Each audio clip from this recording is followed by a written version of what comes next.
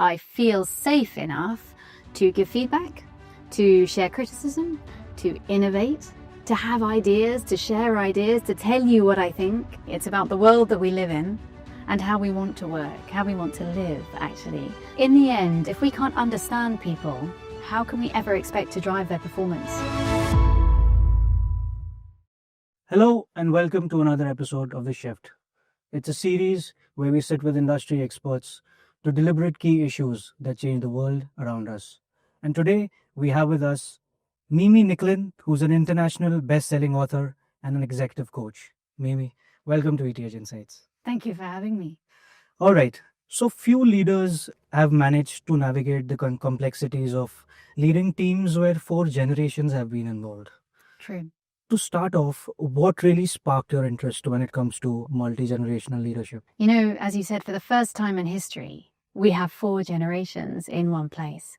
And when you think about perhaps somebody at the top, maybe in their 60s, 70s, 80s, sometimes 90s, and then people coming in at the bottom, these guys don't even speak the same language, let alone work in the same way. So I think the reality is that is a reflection of our world at large. And if we can't make it work inside our organizations, it's going to impact, the whole of the world around us. So there hasn't been a time in history, actually, when it's been this complicated. So we've got our work cut out for us, but the time is now, I think, to fix it. Right. Mimi, we hear a lot about how leadership has changed over the last few years. Tell us, in what way has it changed? How do we approach it? How do we need to lead teams today as compared to, say, a decade ago? It's changed so much in that decade. It's actually even changed in half a decade because of the pandemic and the impact that had on the world around us. So for many decades, leadership was about power and systems and structures. Today, especially as the younger generation come through, but this is not all about Gen Z. This is just about humanity. It's about the world that we live in and how we want to work, how we want to live, actually. And there are many leaders that find that very uncomfortable for very fair reasons, because change is uncomfortable. Today in the workplace, people want to belong. People want to know that they have an identity and a value beyond their title or their role. We know that when people feel that they're understood in the workplace, we see engagement go up by 68%. We see profits go up by up to 23%. So this shift in leadership is not just about a sign of our times. It's about the bottom line and how we build our future. Right. Interesting. Now, you spoke about Gen Z, right? We have Gen Z coming in, we have Gen Alpha coming in. Do you think their needs are often misunderstood when it comes to traditional leadership? Yes, I think so, because I think the leaders aren't listening very well. I teach a lot of what I call listening-led leadership, which is fundamentally how to listen better. Because we tell people to listen, but we don't teach them very often. When we don't have understanding between us, we create distance. So when empathy, the ability to understand each other, not be kind, not be nice, not be sympathetic, but simply understand. When that understanding is low, when I don't understand that young generation, it's very easy to fill that gap with assumption, with judgment, with opinion, based on your own experience, but not based on the reality of the people that you're trying to understand. So that ability to understand those generations is really critical. So to answer your question, are they misunderstood? Absolutely. But is it within our power to fill that? Absolutely. Right.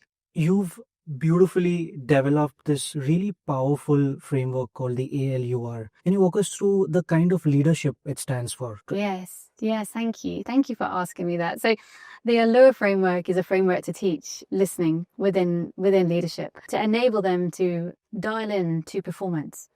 In the end, if we can't understand people, how can we ever expect to drive their performance?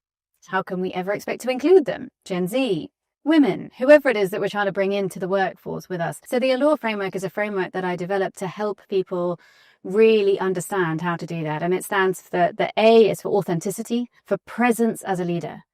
Presence is not power.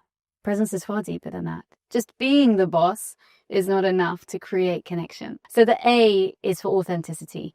The L is for listening, which is an active skill set, because empathy sits in the prefrontal cortex of the brain. This is not a soft skill. This is a hard skill. The U is for understanding. Data, human data, to decode your workforce or your clients, to drive loyalty, to drive more sales. And then the R is recognition. The ability to recognize people for what they're trying to bring to the table, their opinion, their value, their seniority perhaps, and to really ensure that people feel valued in the workplace. That perception shift alone will improve efficiencies by up to 33%. Great. It's quite interesting. Did I convince you? Absolutely. Amazing. Right. So let me just pivot this conversation to something that you're really passionate about, and that is psychological safety. It's a term that we've, heard a lot about of late. Can you simplify it for us? Yes, so psychological safety is simply the feeling of safety in the workplace. What that means is I feel safe enough to give feedback, to share criticism, to innovate, to have ideas, to share ideas, to tell you what I think. If I don't feel safe, if I think Jagjeet's going to judge me, you're going to laugh at me, you're going to tell me you're too junior to have that idea, I'm not going to share. There is low psychological safety. True. Right? So psychological safety is a new term, as you said, simply to describe the reality that people feel comfortable enough to bring their full capacity, their full potential, their full performance into the workplace by being able to speak up, give feedback, and innovate. Right. Now, given that we have established the significance of psychological safety, why do you think leaders today shy away from it? Is it just a case of being nice, or is there a lot, deeper? Okay, I think the reality is that most leaders don't know what these things are. They're new terms, they're new realities. The psychology behind them is ancient. Our ancestors knew this, but the terminology is new. And I think that the reality is that being a leader today is harder than at any other time in history.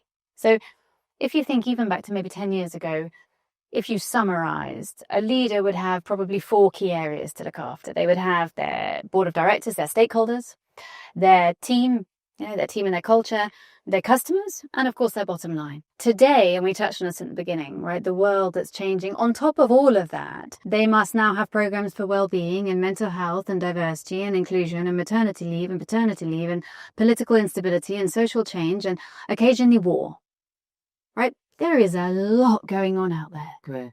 But we're only human.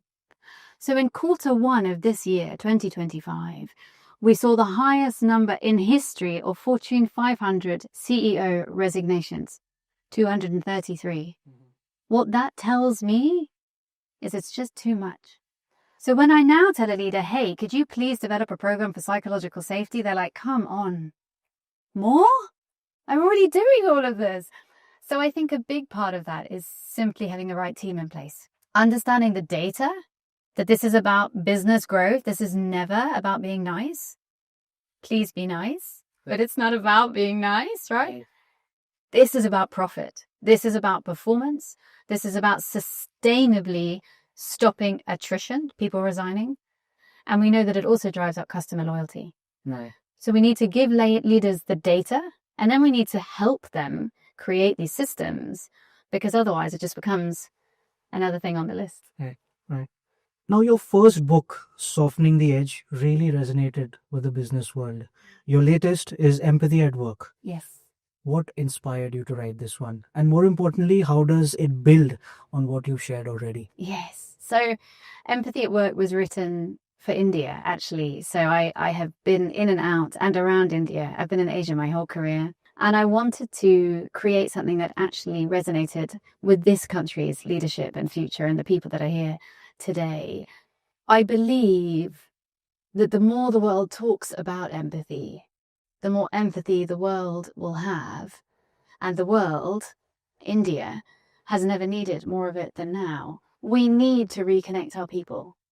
We are suffering with a loneliness deficit all around the world. So 52% of our people are lonely. And according to data, chronic loneliness is as dangerous as smoking 15 cigarettes a day. Right. Our loneliness is killing us. Starting in the workplace is a critical place to start. We spend up to 90,000 hours of our life at work, 5/7 of the week. Absolutely. Right? So if we can create change in the workplace, we can create change in the world. So I want to help reconnect the world. I have a vision to reconnect 1 million people by 2028. That doesn't seem like a big number here in India. But beyond that, our people are suffering. Someone told me earlier today that in India, there are 5 suicides a week due to work-related stress. Right. And I believe we need to take action to shift that and turn it around. Right. Absolutely. Agree with that. Now, over the course of this conversation, Mimi, you've beautifully tied elements like empathy, psychological safety, multi-generational leadership. Now, how does this combination shape the future of work? I think it shapes the future of work because we've got a new understanding, or maybe a renewed understanding, of the role of humanity within a capitalist system. So the work that I talk about is to balance humanism with capitalism. We all want to make money, we all want to grow, and so we should. Our economies need us to. But we need to do that in a way that sustains the human race. Yeah. Empathy is a pro-social skill set. It means that it will keep the human race alive. It will reconnect us in our ability to thrive as human beings. And I think that today there is an understanding of that. When I think about my own work, just 4 years ago, nobody was inviting me to this interview to have this conversation. Okay. It just wasn't on the table. Right.